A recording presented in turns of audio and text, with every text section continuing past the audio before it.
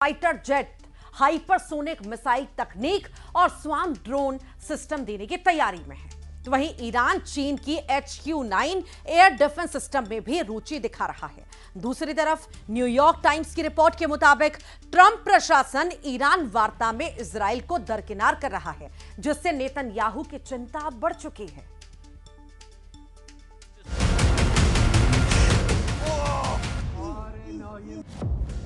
Jinping का Trump से ईरानी धोखा, तेहरान पहुंचे चीनी हथियार।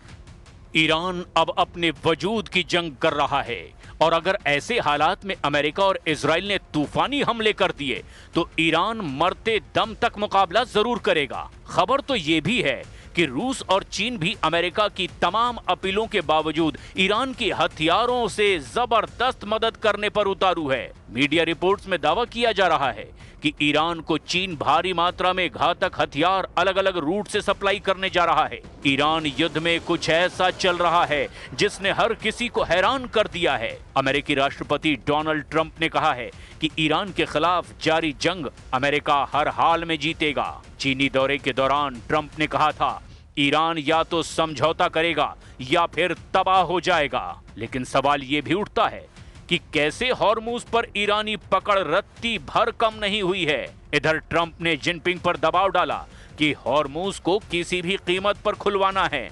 जो खुफिया रिपोर्ट्स आ रही है वो हैरान कर देने वाली है। चीन के द्वारा ईरान को बड़े पैमाने पर हथियार बेचने की तैयारी को लेकर के मई 2026 में कई गंभीर खुफिया रिपोर्ट और दावे सामने आए हैं। खुफिया रिपोर्ट के बड़े दावे, कई अंतर्राष्ट्रीय खुफिया इनपुट्स और सैन्य विश्लेषकों के मुताबिक चीन और ईरान के बीच एक महारक्षा सौदा अंतिम चरण में है। उन्नत लड़ाकू विमान, रिपोर्ट के मुताबिक चीन ईरान को अपने अत्याधुनिक J-10C और शायद J-20 स्टील्थ फाइटर लड़ाकू विमान देने की योजना बना रहा है ताकि ईरान की पुरानी हो चुकी वायुसेना को बदला जा सके। मिसाइल और ड्रोन तकनीक, खुफिया दावों के मुताबिक चीन ईरान को हाइपरसोनिक मिसाइल तकनीक और उन्नत स्वार्म ड्रोन सिस्टम की सप्लाई करने की तैयारी में है।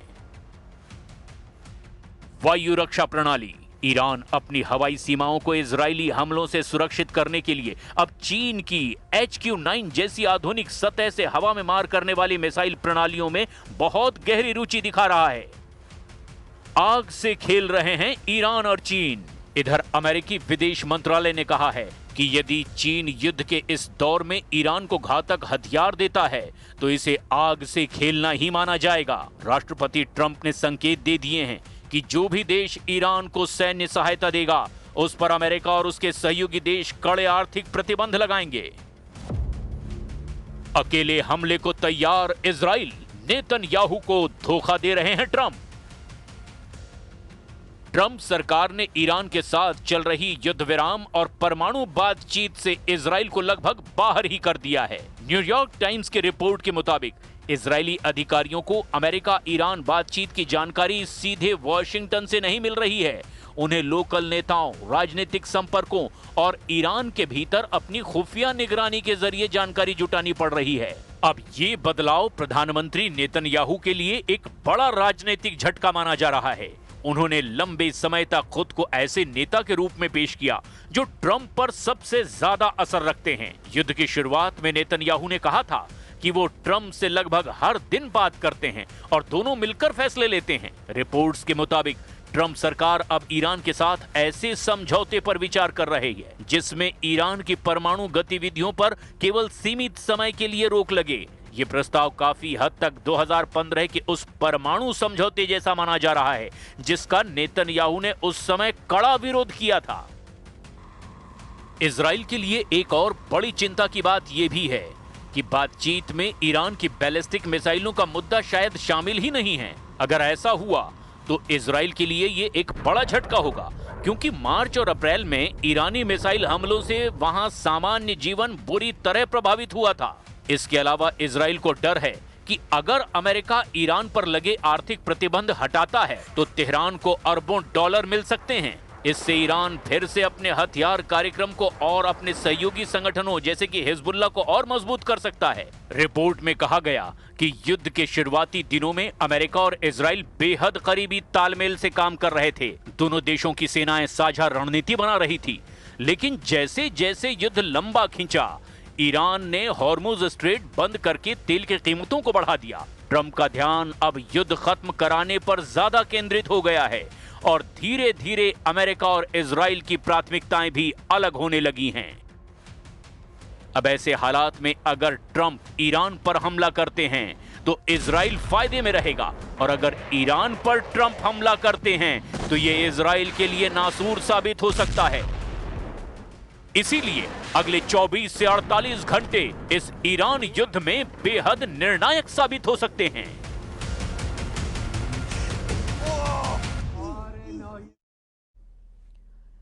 लुहांस्क के कब्जे वाले इलाके पर यूक्रेन की सेना ने ड्रोन से बड़ा हमला कर दिया और इस हमले में 10 से ज्यादा लोगों के मौत की खबर है। हमले को पुतिन ने आतंकी हमला बताते हुए बड़े पलटवार की चेतावनी दी।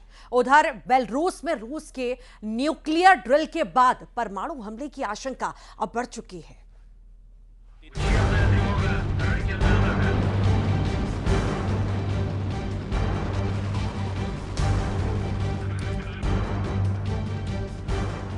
दुनिया अपनी सैन्य ताकत दिखाती है, लेकिन पुतिन ने अब न्यूक्लियर ताकत दिखाना शुरू कर दिया है। बेलारूस में पुतिन ने 64,000 सैनिकों के साथ न्यूक्लियर हथियार उतार दिए। 3 दिन के ड्रिल में पुतिन ने न सिर्फ न्यूक्लियर फोर्स को एक्टिव किया है, बल्कि न्यूक्लियर युद्ध का पूरा अभ्यास किया। 3 मोर्चे पर जंग। पहला परमाणु हमला कौन करेगा? ईरान के मोर्चे पर पहला एटमी हमला नेतन्याहू करेंगे या ट्रंप?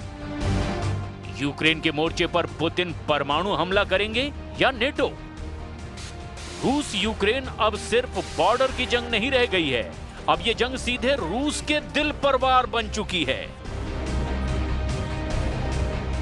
यूक्रेन के भयानक स्ट्राइक ने लुहांस्क में मौत का तांडव मचा दिया है। धुएं में डूबे रूस का सैन्य मोर्चा, जलती गाड़ियां और बदले की आग में जलता क्रेमलिन। पुतिन ने बदले की धमकी दी है। रूस की मीडिया में खुलेआम सबसे बड़े जवाब की बात हो रही है। तो क्या यूक्रेन पर अब रूस सबसे खतरनाक हमला करेगा? क्या क्रेमलिन ने कीव पर एटमी हथियार का टारगेट लॉक कर दिया है? क्या दुनिया अब तीसरे विश्व युद्ध की उल्टी गिनती में पहुंच चुकी है?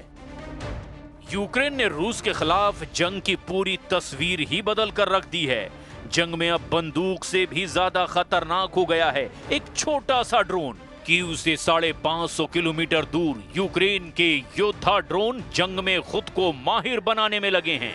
फ्रंट लाइन से लौटे यूक्रेन के सबसे खतरनाक ड्रोन पायलट आपस में एक दूसरे के खिलाफ मुकाबला कर रहे हैं। एफपीवी ड्रोन को जो किसी वीडियो गेम की तरह उड़ाए जाते हैं, लेकिन टारगेट पर पहुंचते ही उड़ती मौत बन जाते हैं। 2024 में यूक्रेन जहां 10 लाख ड्रोन का प्रोडक्शन करता था, 2026 में ड्रोन प्रोडक्शन 70 लाख से 1 करोड़ तक पहुंच चुका है। 2024 में जहां सिर्फ 20,000 ड्रोन फ्रंट लाइन पर पहुंच रहे थे, अब यूक्रेन हर महीने 2 लाख ड्रोन बॉर्डर पर भेज रहा है। अब 70 से 80% रूसी टारगेट पर यूक्रेन ड्रोन से हमला कर रहा है। यूक्रेन रूस की आर्टिलरी, लॉजिस्टिक और एयर डिफेंस पर 50 से 250 किलोमीटर की रेंज के ड्रोन से हिट कर रहा है। यूक्रेन अब ड्रोन की जंग को अगले स्तर पर ले जा रहा है। कमांडर दावा कर रहे हैं कि ये ड्रोन फ्रंट लाइन पर मॉस्को ब्रिगेड की नींद उड़ा रहे हैं, और सबसे खतरनाक ये है कि हर 3 महीने में यूक्रेन ड्रोन का नया वर्जन तैयार कर रहा है। यानी अब जंग सिर्फ मिसाइल से नहीं, बल्कि रिमोट से ऑपरेट हो रही है। मतलब यूक्रेन युद्ध भले ही हाथों से कंट्रोल हो रहा हो, लेकिन कल की जंग शायद पूरी तरह से मशीन से लड़ी जाए। Маючи FPV-дрони, ударні крила розвідки, ми ефективно знищуємо противника на підступах, із-за чого ми бережемо життя наших військовослужбовців. Із-за чого у нас зараз велика перевага на лінії фронту, і ми дійсно кожного дня дуже багато знищуємо. पूर्वी यूक्रेन के कब्जे वाले इलाके पर अब युद्ध में नया मोर्चा बन गया है। दावा किया जा रहा है कि यूक्रेन की सेना ने इस इलाके में बेहद सटीक हमला किया है और हमले में रूस के कई सैन्य ठिकाने हिल गए हैं। धमाके इतने जोरदार थे कि कई किलोमीटर दूर तक आग और धुएं के गुबार को देखा गया। कीव के कमांडर दावा कर रहे हैं कि इस हमले में रूस के कमांड सेंटर को भारी नुकसान हुआ है। रूस अब इसे आतंकी हमला बता रहा है। 21 से 22 मई की रात यूक्रेन ने रूस के कब्जे वाले इलाके लुहांस्क के स्टारोबेल्स्क में ड्रोन से 5 मंजिला इमारत पर हमला किया। यूक्रेन के ड्रोन हमले में कई लोगों की मौत हो गई। रूस ने इसे सिविल टारगेट पर हमला बताया और बदले की चेतावनी दी। Нет никаких оснований. Никто не может сказать, что пытались поразить какой-то объект, а БПЛА были сбиты нашими же средствами и случайно якобы попали в это здание. Удар не был случайным. Он прошел в 3 волны, 16 БПЛА в одно и то же место. अब सवाल यूक्रेन के हमले का नहीं है, सवाल है कि अब इसके बाद आने वाला जवाब कैसा होगा। क्रेमलिन के करीबी सूत्रों के मुताबिक पुतिन अब यूक्रेन पर सबसे बड़े जवाबी हमले की तैयारी कर रहे हैं। रूस के टेलीग्राम चैनल, जंग कवर करने वाले ब्लॉग और डिफेंस एक्सपर्ट लगातार दावा कर रहे हैं कि क्रेमलिन का जवाब बेहद खतरनाक होगा। दावा यह किया जा रहा है कि रूस अब यूक्रेन के पावर ग्रिड, मिलिट्री हेडक्वार्टर और कमांड सेंटर पर एक साथ बड़े हमले कर सकता है। अगर रूस ने जवाब दिया तो यूक्रेन की रातें आग में बदल सकती हैं, लेकिन सबसे बड़ा डर एटमी युद्ध का है। पिछले कुछ महीने से रूस कई बार टैक्टिकल न्यूक्लियर हथियार की चर्चा कर चुका है। पुतिन पहले भी चेतावनी दे चुके हैं कि अगर रूस की सुरक्षा को खतरा हुआ तो मॉस्को हर विकल्प का इस्तेमाल करेगा। और यही वजह है कि लुहांस्क में यूक्रेन के ड्रोन स्ट्राइक के बाद पूरी दुनिया की नजर अब क्रेमलिन के जवाब पर टिक गई है। रूस ने हाल ही में अपने सबसे खतरनाक न्यूक्लियर मिसाइल RS-28 सरमत का परीक्षण किया। इस मिसाइल को नेटो शैतान मिसाइल कहता है। RS-28 सरमत की ताकत है इसकी रेंज और वॉरहेड। इसकी बैलिस्टिक रेंज 18,000 किलोमीटर है, जबकि FOBS यानी ऑर्बिटल रेंज 35,000 किलोमीटर से ज्यादा है। मतलब किसी सैटेलाइट की तरह धरती के चक्कर लगाकर भी टारगेट को हिट कर सकता है। इसकी रफ्तार आवाज से 20 गुना ज्यादा है, मतलब 25,500 किलोमीटर प्रति घंटा। इसमें 10 टन का वॉरहेड फिट हो सकता है, मतलब 10 टन न्यूक्लियर बारूद ले जाने में यह सक्षम है। 10 टन सिंगल पेलोड के साथ इस हथियार से धमाका किया गया तो पूरा कीव शहर ही साफ हो जाएगा। जापान के हिरोशिमा में जितनी तबाही हुई थी उससे भी 50 गुना ज्यादा तबाही होगी। कीव की आबादी करीब 30 से 40 लाख है। पूरा शहर 839 वर्ग किलोमीटर में फैला हुआ है। अगर सरमत से हमला हुआ तो 10 किलोमीटर के रेडियस में सब कुछ भस्म हो जाएगा, कुछ नहीं बचेगा। 22 किलोमीटर के रेडियस में भारी तबाही होगी, लेकिन इस धमाके के बाद रेडिएशन इतनी तेजी से फैलेगा कि पूरा शहर ही खत्म हो जाएगा। नीपर नदी के दोनों किनारे प्रभावित होंगे। इसके बाद हवा का रुख रेडिएशन के खतरे को दूसरे इलाकों तक भी फैला सकता है। अब सवाल यह है कि यूक्रेन को पुतिन किस तरह का जवाब देंगे।